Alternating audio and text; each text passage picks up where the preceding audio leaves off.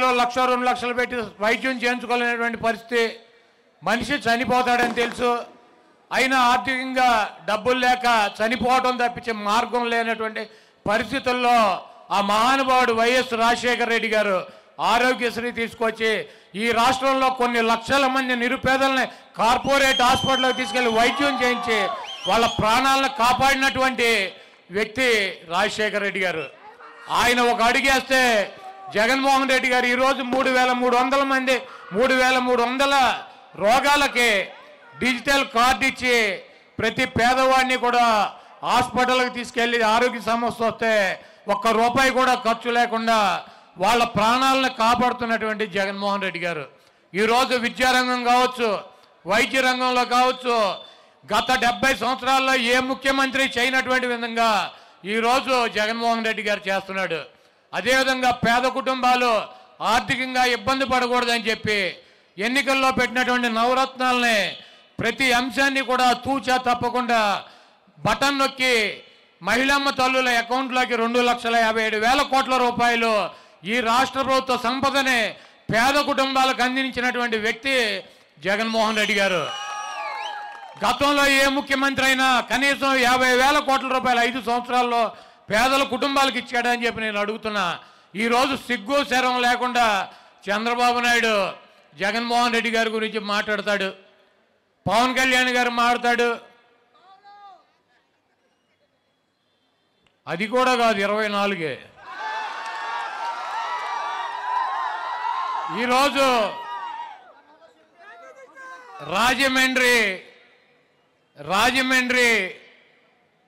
Parliament సభ్యులుగా గూడూరు శ్రీనివాసరావు, అదేవిధంగా Rajahmundry urban శాసనసభ్యుడిగా మార్గాని భరత్ పోటీ చేస్తున్నారు. వీళ్ళిద్దరినీ కూడా అఖండమైనటువంటి మెజారిటీతో గెలిపించి శ్రీనివాస్ గారిని పార్లమెంటుకి, భరత్ని శాసనసభ్యుడిగా అసెంబ్లీకి మీరు పంపించాలని చెప్పి కోరుతూ, అదేవిధంగా ఈ రాజమండ్రి పార్లమెంట్లో ఉన్నటువంటి 7 అసెంబ్లీ స్థానాలు కూడా జగన్మోహన్ రెడ్డి గారు పెట్టినటువంటి అభ్యర్థుల్ని గెలిపించడానికి మీకున్నటువంటి సంబంధాలు, మీకున్నటువంటి స్నేహాలు, మీకున్నటువంటి బంధుత్వాలతో 7 అసెంబ్లీ నియోజకవర్గాల్లో కూడా ఈ పార్లమెంటులో ఉన్నటువంటి 7 అసెంబ్లీ పార్లమెంటు సభ్యులు 8 మందిని కూడా గెలిపించాలని చెప్పి కోరుకుంటూ ఇందాక ఒక వీడియో విన్నాం. ఆదిరెడ్డి అప్పారావు వాలంటీర్కి వార్నింగ్ ఎంత ఉంటాడు. ఒక ఆడపిల్లకి ఫోన్ చేసి వార్నింగ్ అంటే ఆడపిల్లకి ఫోన్ చేసి బెదిరిస్తాం మగతనమా?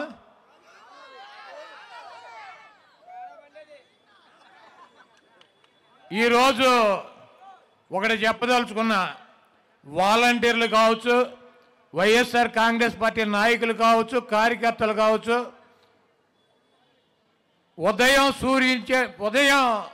ఉదయించేటువంటి సూర్యుడు తూర్పున ఉదయిస్తాడో లేదో నాకు తెలియదు, కానీ మే ఆఖరికి జగన్మోహన్ రెడ్డి గారిని ముఖ్యమంత్రిగా ప్రమాణ స్వీకారం చేయకుండా ఆపగలిగేటువంటి దమ్ము సత్తా ఈ రాష్ట్రంలో ఏ ఒక్కడికి కూడా లేదు.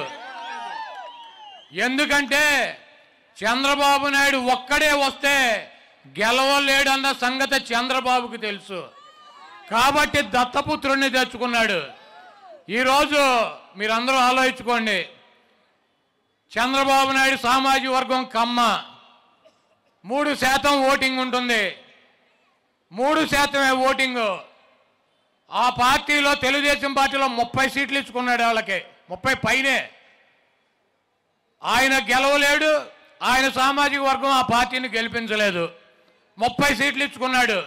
సిగ్గు లేకుండా పవన్ కళ్యాణ్ రా రా రా రా అని పిలిచి ఆయనకి 20% సామాజిక వర్గం ఉన్నటువంటి ఆ పార్టీకి 24 సీట్లు ఇచ్చాడు.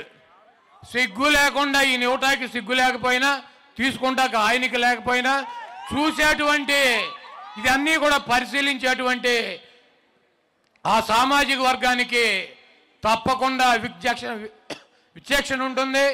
రేపు రాబోయే రోజుల్లో ఈ దుర్మార్గమైనటువంటి చంద్రబాబుని అదే సామాజిక వర్గం, అదే పవన్ కళ్యాణ్ గారి పార్టీ నాయకులు, కార్యకర్తలు, జన సైనికులే చంద్రబాబుని పాతాళంలో తొక్కి ఇంకా ఈ రాష్ట్రానికి పట్టినటువంటి దరిద్రం వదిలిస్తాకి వాళ్ళు సిద్ధంగా ఉన్నారు. ఈ రాష్ట్రంలో వెన్నుపోటుకి బ్రాండ్ అంబాసిడర్లు ఎవరు? చంద్రబాబు దెబ్బకు ఇంకంతకుముందు ఒక ఆయన ఉన్నాడు, ఆయన మర్చిపోయారు అసలు. ఎవరో Nadendla Bhaskar Rao. NT Ramarao 85లో heart operation చేయించుకుందని ఇక్కడ ఫ్లైట్ ఎక్కాడు. ఆయన అక్కడ దిగేటప్పటికి వెన్నుపోటు పొడిచాడు ఒక ఆయన. 95లో కరెక్ట్గా 10 సంవత్సరాలకి రామారావు లండన్ వెళ్ళాడు. ఆయన వచ్చేటప్పటికి ఇంకోటి పొడి చేశాడు వెన్నుపోటు. ఎన్టీ రామారావునే వెన్నుపోటు పొడిచే ఆయన సీట్లోంచి తీసి పక్కన పడేశారు. ఎవరో నాదెండ్ల నారా వీళ్ళిద్దరూ.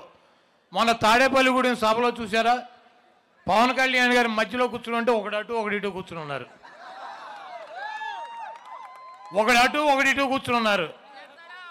జన సైనికులు కావచ్చు, జనసేన కార్యకర్తలు కావచ్చు, ఆయనకు ఓటేద్దాం అన్నటువంటి సామాజిక వర్గం కావచ్చు, ఆయన అభిమానులు కావచ్చు, ఇద్దరు వెన్నుపోటుదారులతో పవన్ కళ్యాణ్ గారు ప్రయాణం చేస్తున్నాడు.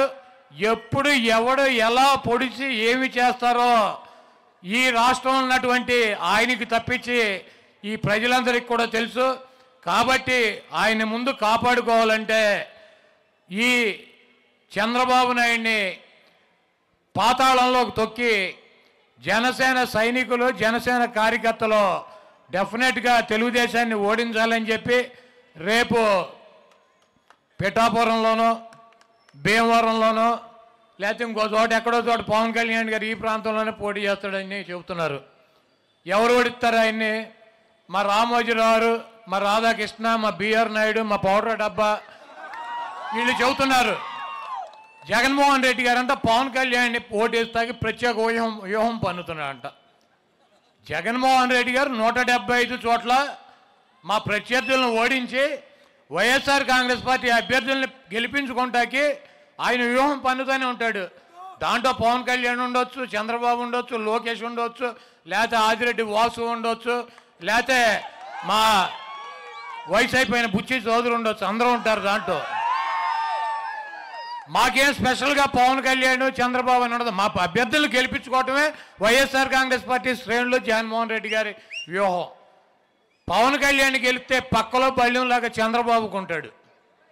మళ్ళీ నాకు షేర్ కావాలంటాడు. ఒక ఆయన లెటర్ రాస్తాడు, ఈయనకి కూడా 2 ఏళ్ళు ముఖ్యమంత్రి ఉండని. ఇవన్నీ కూడా తలనొప్పులు ఆయనకే ఉంటాయి. కాబట్టి ఆయనకేమో 100 సీట్లు గెలవాలని చంద్రబాబు ప్రయత్నం చేస్తాడు. పవన్ కళ్యాణ్ గారు ఎక్కడన్నా పోటీ చేస్తే ఈ తెలుగుదేశం వల్ల ఆయన ఓడించేటువంటి అవకాశం ఉంటుంది. కాబట్టి ఈ గుంట నక్కలతో ప్రయాణం చేసేటువంటి పవన్ కళ్యాణ్ కానీ, లేకపోతే పవన్ కళ్యాణ్ అడ్డం పట్టుకుని చంద్రబాబు గెలవాలి, ఈ ప్రాంతంలో జగన్మోహన్ రెడ్డి గారిని తప్పించాలన్నటువంటి ప్రయత్నం కానీ ఇవన్నీ కూడా ప్రజలు గమనిస్తున్నారు. తప్పకుండా వీళ్ళకి బుద్ధి చెప్తారు. ఇక్కడైతే రాజమండ్రిలో భరత్ని మీరు శాసనసభ్యుడిగా గెలిపించి మీరు అసెంబ్లీకి కనుక పంపించినట్లయితే, మా గూడూరు శ్రీనివాసరావుని పార్లమెంటు సభ్యుడిగా పంపించి ఢిల్లీ కనుక మీరు పంపించినట్లయితే ఈ ప్రాంతం, ఈ రాజమండ్రిలో ఉన్నటువంటి ఈ గోదావరి తీరం కని విని ఎరగనటువంటి అభివృద్ధి జరుగుతుంది. అదేవిధంగా మీ అందరికి కూడా ఇళ్ళు నిర్మాణం చేసి ఇచ్చేటువంటి కార్యక్రమం చేపడతారు. ప్రతి కుటుంబానికి సంక్షేమ కార్యక్రమాలు అందించేటువంటి కార్యక్రమం చేపడతారు. ప్రతి పిల్లల్ని కూడా చదివించేటువంటి పూర్తి బాధ్యతని ప్రభుత్వం తీసుకుంటుంది. ఈ ప్రాంతానికి శ్రీనివాస్